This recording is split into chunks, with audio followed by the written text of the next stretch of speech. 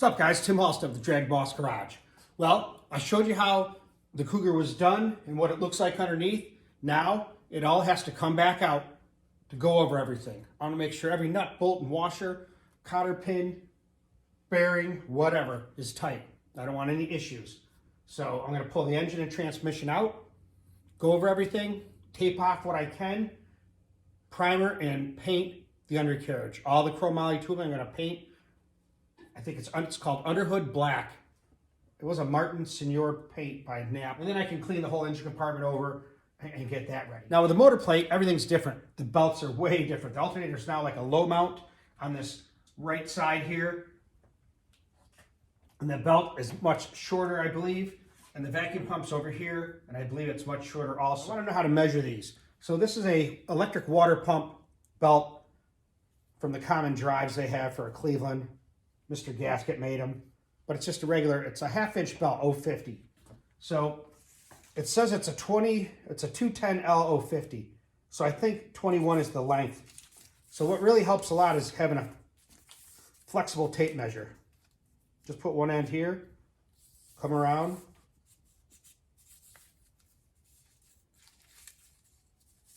and read and see what you got.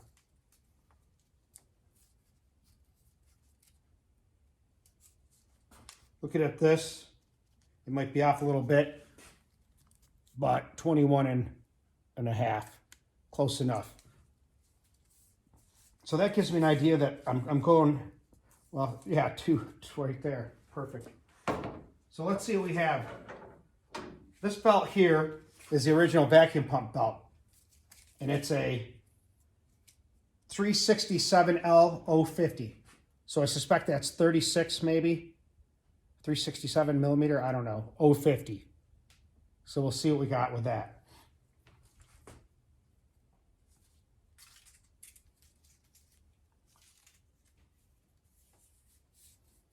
And you just got to keep tension as you bring it around, that's all.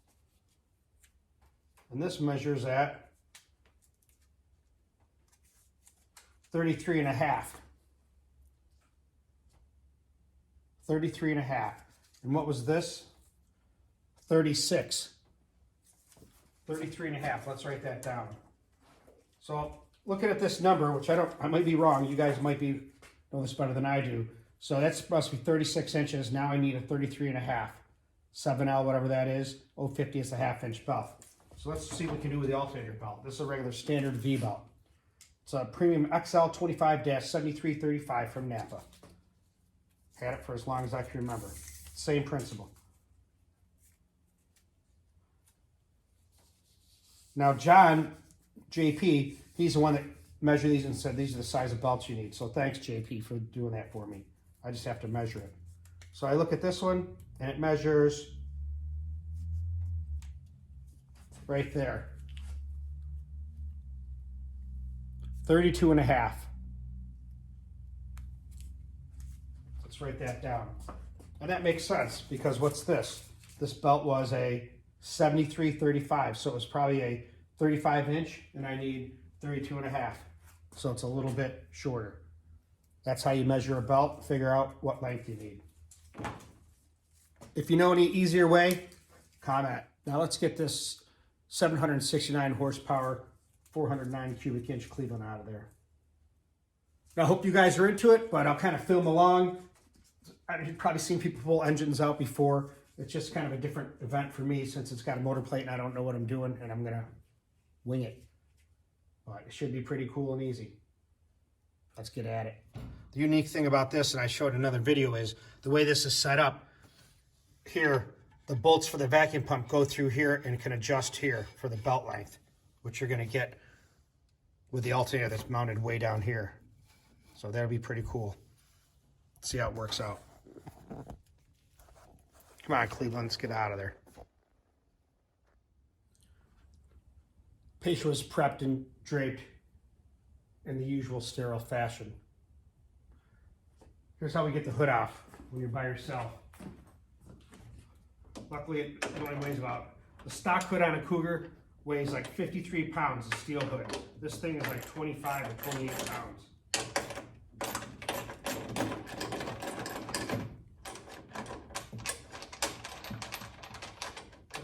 kind of holding it there. So let's let that one be.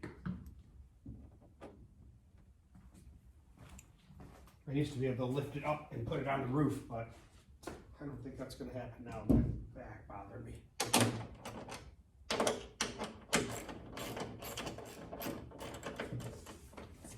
This is where you got to start paying attention. As soon as you do that, it's going to run the buckle.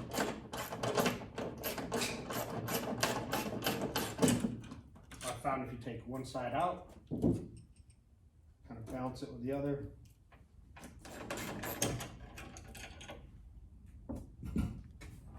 And let it slide there.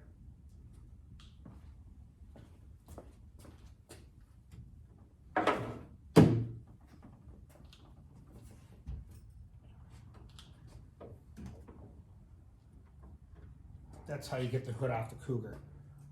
Let's see if we can get that up on the roof without lifting it, killing my back.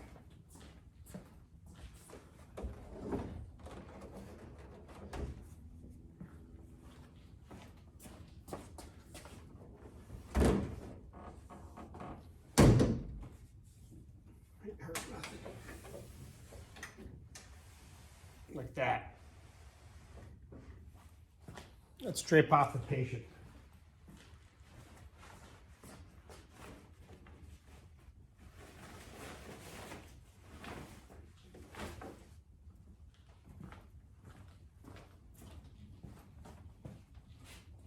Now what I got to do is, I think there's only 4, well, we're going to pull out the 409 Cleveland, first time with a motor plate, see how easy it is.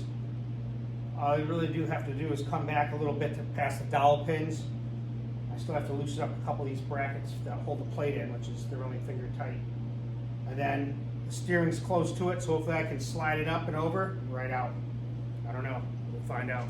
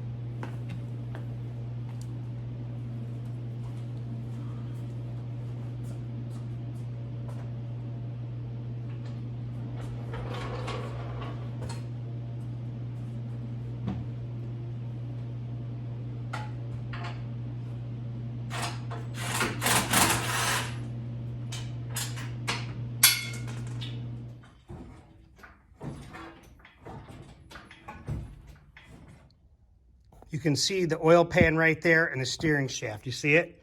That's how close it is for me to bring this up. I might have to push on it, but I had to push it to steer it out of there. I tilt the motor a little bit. You can see it's not really hitting it. But man, that's close, I'll tell you. Otherwise, I just have to pull that shaft out of there, I guess.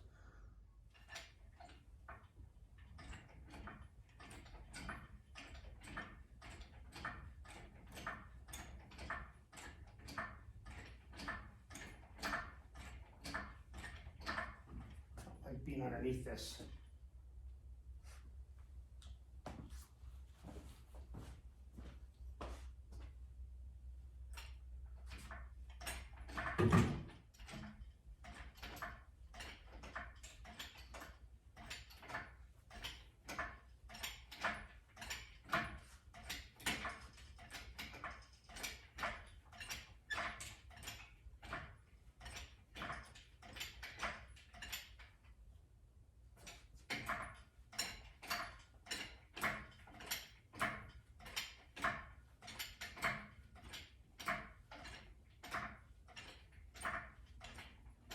on, baby.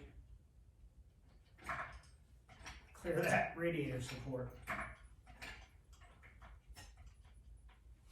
There it goes. I don't like that noise. Let's get it moved.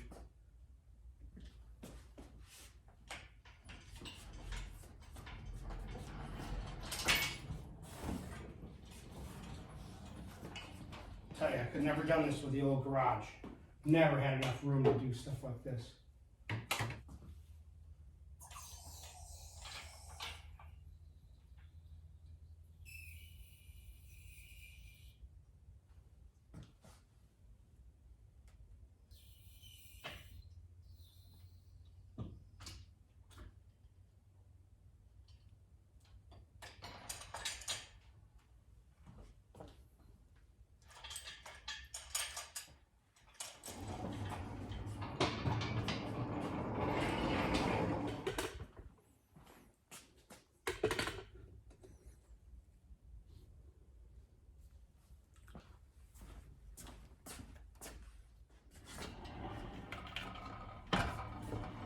I know it's hard to believe this old piece of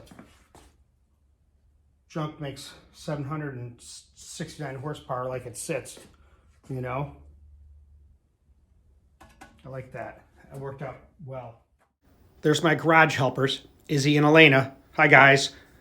They're gonna help me pull the motor plate off and reseal the front and the water pump, get that ready to go back in. I already pulled the transmission out. You can see it in the back there. I made a video on that, which I'll post. The girls are going to help me rebuild the transmission. Elaine already started helping me work on it. Stay tuned at DBG.